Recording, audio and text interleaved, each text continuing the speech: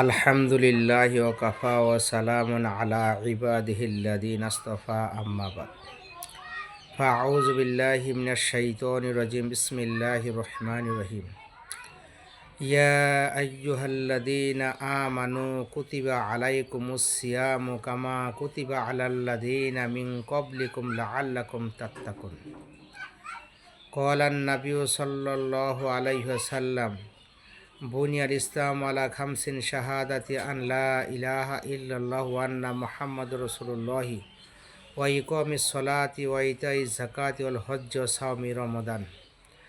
আলহামদুলিল্লাহ, সমস্ত প্রশংসা ওই আল্লাহ জাল্লা শানহুর জন্য, যিনি আমাদেরকে পবিত্র রমজান মাসে প্রথম রোজা রাখার জন্য তৌফিক দান করেছেন।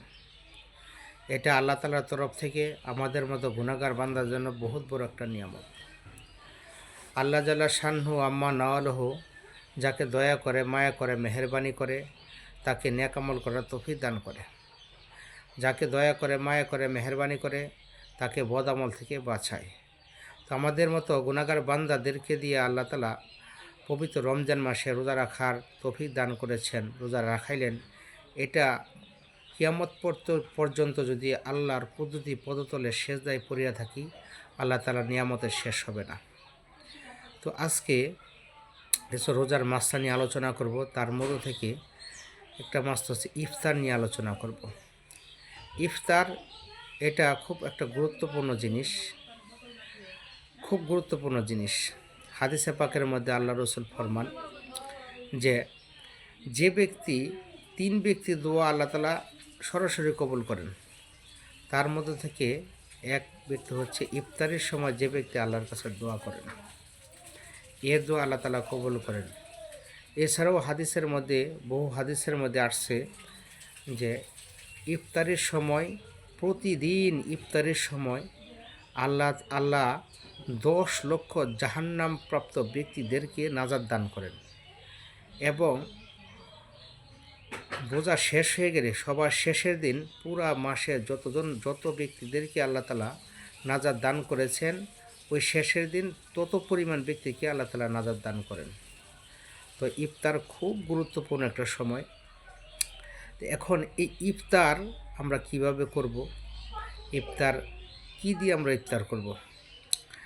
আমরা ইফতারের মধ্যে বিভিন্ন আইটেম আমরা রাখি। ইফতারের মধ্যে আমরা বুট রাখি, পেঁয়াজু রাখি, খুরমা রাখি, তারপর হচ্ছে শরবত রাখি, ফল ফ্রুট রাখি। কোন জিনিস দিয়ে ইফতার করলে সুন্নত আদায় হবে? আল্লাহ রসুল কোন জিনিস দিয়ে সর্বপ্রথম ইফতার করতেন?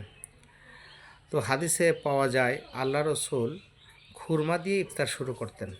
খুরমা দিয়ে ইফতার করা হচ্ছে সুন্নত। যদি খুরমা না পাওয়া যায় তাহলে মিষ্টি জাতীয় কোনো জিনিস দ্বারা ইফতার করা সুন্নত। আর যদি মিষ্টি জাতীয় কোনো জিনিস না পাওয়া যায় তাহলে পানি দিয়ে ইফতার করা সুন্নত। তো এই সুন্নতি আমলগুলো আমরা চেষ্টা করব। আরেকটা বিষয় ইফতারের, যে ইফতারকে বিলম্ব না করা। ইফতারকে যদি রোজা রাখি, ইফতারকে বিলম্ব করা হয় তাহলে রোজা কিন্তু মাকরুহ হয়ে যায়। বিশেষ করে আমাদের মা বোন যারা আছে, তারা খাটাখাটি কাজ করে, ওই ইফতারের সময় তাদের কাজ আরও বেড়ে যায়। তখন তারা ইফতার করতে করতে 15 মিনিট 20 মিনিট সময় কাটিয়ে দেয়। সারাদিন কষ্ট করে রোজা রাখলো, তো এই রোজার পরিপূর্ণ সব পেল না, সে তার রোজাটা মাকরুহ হয়ে গেল। এর জন্য বিশেষ করে আমাদের মা বোন যারা আছেন, তারা সারাদিন কাজ করেন, সমস্যা নাই, কিন্তু ইফতারের আগে 10 মিনিট আগে কাজটা শেষ করেন। শেষ করিয়া আপনি ইফতারের কিছুক্ষণ আগে 10টা মিনিট আগে ইফতারিকে সামনে রাখিয়া তারপরে আপনি বসিয়া থাকেন, আল্লাহর কাছে দোয়া করেন। সেই সময় খাস সময়, সেই সময় দোয়া কবুলের সময়। কারণ সেই সময় প্রচণ্ড ক্ষুধা থাকে পেটে এবং গলার মধ্যে পিপাসিত ভাব থাকে। তখন খানার সুঘ্রাণ যখন আপনার সামনে বিভিন্ন ধরনের আইটেম খাবার থাকে, সুঘ্রাণ আপনার নাকের মধ্যে পৌঁছায়, কিন্তু আপনি খান না। কার ভয়ে খান না? আল্লাহর ভয়ে খান না। এই যে আল্লাহর ভয়ে যে আপনি খাচ্ছেন না, এই দৃশ্য আল্লাহ তাআলা দেখেন। আর দেখার পরে আল্লাহ তাআলা ফেরেশতাদেরকে ডাকেন, আর ফেরেশতাদের ডাইকা ফেরেশতাদেরকে বলেন, ওমর ফেরেশতারা দেখো আমার বান্দার আমার ভয়ে খাচ্ছে না। ফেরেশতাদের কেন ডাকেন? কারণ হচ্ছে আল্লাহ জাল্লা শানহু আম্মা নাওয়ালহু ফেরেশতাদেরকে আমাদের সৃষ্টি করার আগে আল্লাহ তাআলা জিজ্ঞেস করছিল, বলছিল, হে আমার ফেরেশতারা, জমিনের ময়দানে আমি মানুষ সৃষ্টি করতে যাই। ওয়া ইজ ক্বালা রাব্বুকা লিল মালাইকাতি ইন্নী জাইলুন ফিল আরদি খলিফা। আল্লাহ তাআলা ফেরেশতাদেরকে বলল, ওমর ফেরেশতারা, জমিনের ময়দানে আমি কিছু মানুষ সৃষ্টি করতে চাই। তখন ফেরেশতারা বলল যে আল্লাহ, এরকম কাদেরকে সৃষ্টি করবেন যারা জমিনের ময়দানে যে মারামারি, কাটাকাটি, হানাহানি করবে, রক্তপাত করবে, তাদেরকে সৃষ্টি করার দরকার নাই। আল্লাহ তাআলা তখন বলল, ইন্নী আলামু মা লা তা'লামুন, আমি যা জানি তোমরা তা জানো না। ওই যে ফেরেশতারা আমাদেরকে সৃষ্টি করতে না করছিল এবং আমাদের বদলাম করেছিল আল্লাহর সামনে, এর জন্য আল্লাহ তাআলা ফেরেশতাদেরকে, আমরা কোনো আমল করলে ফেরেশতাদের দায়ীকে আল্লাহ তাআলা তাদেরকে সাক্ষী রাখেন। তো এর জন্য ওই ইফতারের আগে যদি আপনি একটু দোয়া করেন, দোয়া করিয়া চোখের দুইটা ফোঁটা যদি পানি ফালাইয়া আল্লাহর কাছে দোয়া করেন, বিশাল বড় জাহান্নামের আগুনকে আপনার জন্য হারাম করে দিবে আল্লাহ তাআলা। এর জন্য ইফতারির সময় দোয়া করবেন। আর বিশেষ করে ইফতারির সময় অপরকে নিয়ে ইফতারি করাও ভালো, অপরকে ইফতারি খাওয়াবেন।